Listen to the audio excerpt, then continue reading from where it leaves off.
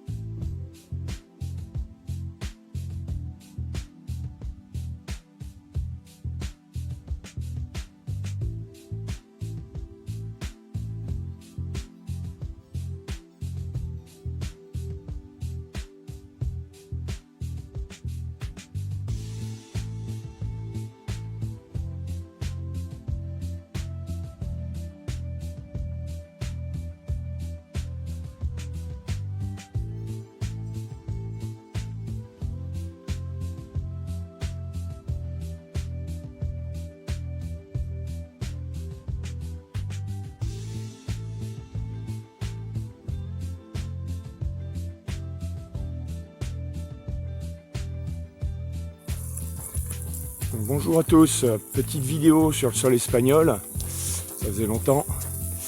Donc ça fait une semaine que je suis parti à peu près d'Hondabaria, en face d'Hendaye. Et ce que je peux dire déjà, c'est que le terrain ici, enfin en tout cas sur le Camino del Norte, le terrain est très accidenté, donc c'est vraiment les montagnes russes. Ça monte, ça descend, ça monte, ça descend. On a commencé avec, au niveau du temps, avec une canicule, donc c'était assez dur pour le chien, avec des grosses pauses l'après-midi. Et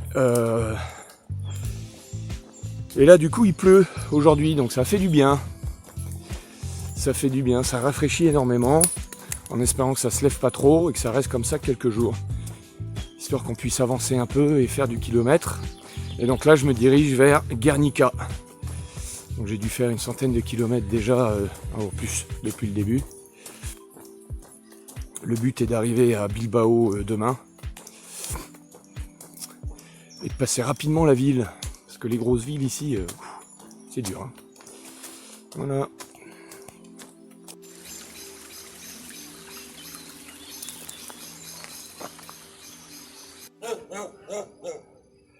Alors quand tu tombes sur ce genre d'indice, t'es toujours content parce que ça te confirme que t'es bien sur la bonne route. Et souvent,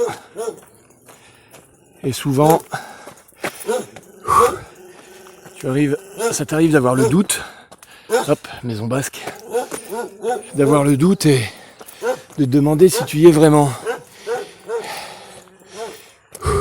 Alors sur le chemin espagnol, là, depuis quelques temps, et depuis le début d'ailleurs même, qu'on est en Espagne, on voit beaucoup moins de pèlerins parce que le Camino del Norte est beaucoup moins fréquenté que le Frances. Et du coup, on a perdu un peu l'esprit du chemin. Alors ce que j'appelle l'esprit du chemin, qu'on capte dès qu'on arrive au Puy-en-Velay, dès la sortie du train, c'est cette espèce d'échange, cet état d'esprit d'échange et de bienveillance qu'il y a entre les pèlerins, de partage où chacun se livre un peu facilement.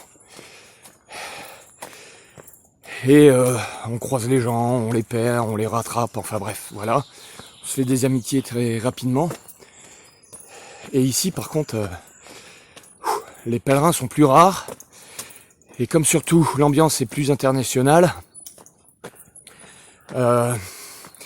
l'échange est un peu plus difficile. Surtout que les pèlerins que je croise sont souvent en albergués, souvent des Américains, des Allemands, ou des Espagnols. Donc il y a beaucoup moins de jeunes en fait sur ce chemin qu'il y en avait sur le chemin français. Enfin sur le chemin en France, pardon. Et a priori sur le Frances, il y a pas mal de jeunes Donc il y a une ambiance différente. Mais bon, les rencontres ici ont plus de valeur, donc voilà. Et toujours dans mes montagnes russes, j'ai l'impression parfois d'être sur des chemins en Bretagne, tellement ça y ressemble. Mais comment dire, avec un peu plus de dénivelé quand même. Hein.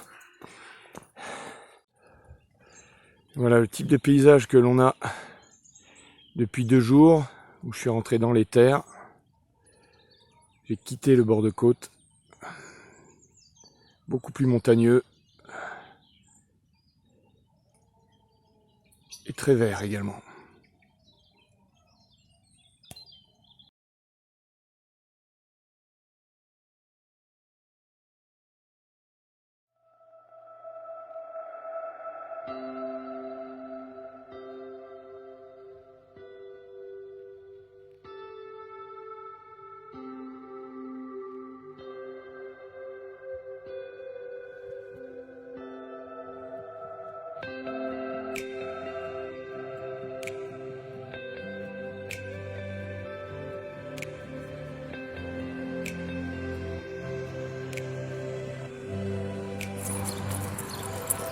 Donc voilà mon étape d'aujourd'hui.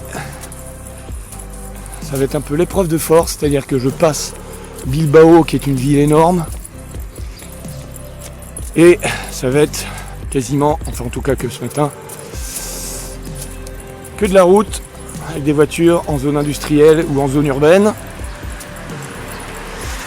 Le problème c'est que j'ai décidé de tracer directement sur Portugalete, qui est la prochaine étape, en contournant Bilbao, ce qui va me permettre de gagner du temps et surtout de ne pas voir la zone urbaine. Donc voilà, je me trouve à Portugalete, en tout cas c'est en face. Je vais aller prendre le pont que l'on voit là. Donc Portugalete, c'est un peu mon objectif de la journée. J'ai contourné Bilbao. J'ai gagné énormément de temps, énormément de kilomètres. Ça m'a permis d'économiser la chienne en fait. Et du coup de gagner quasiment une étape.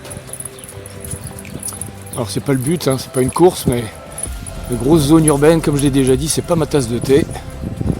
Donc je trace comme je peux. Voilà. Ce qui me permettra de perdre un peu de temps dans la ville d'en face, Portugalete, qui est réputée historique, médiévale et ceci, cela. Voilà.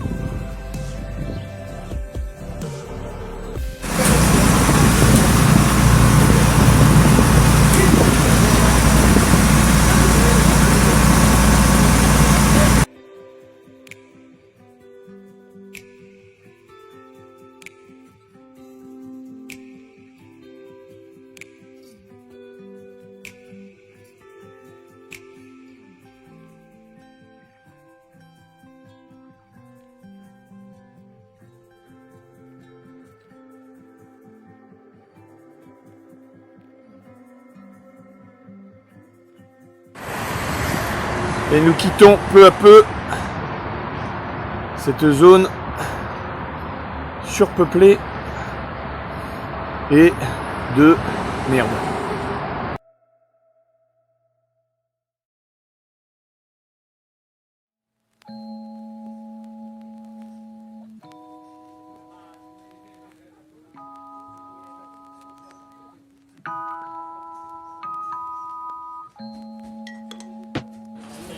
Petit plaisir du matin, le petit déjeuner en bord de mer. Je suis à La Arena. Un petit plaisir comme ça, de temps en temps, sur le chemin. Voilà, c'est comme dans la vie.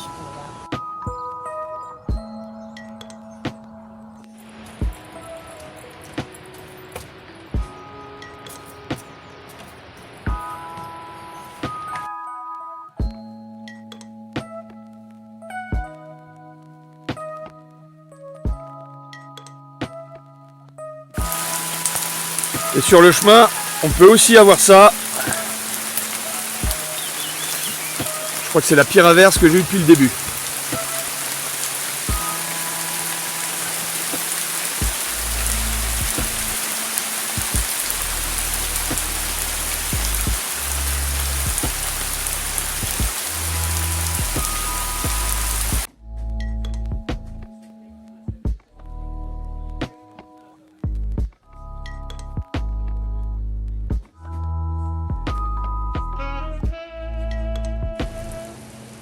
Donc nous voilà arrivés après une bonne averse, un temps gris et le retour du soleil dans la ville de Castro.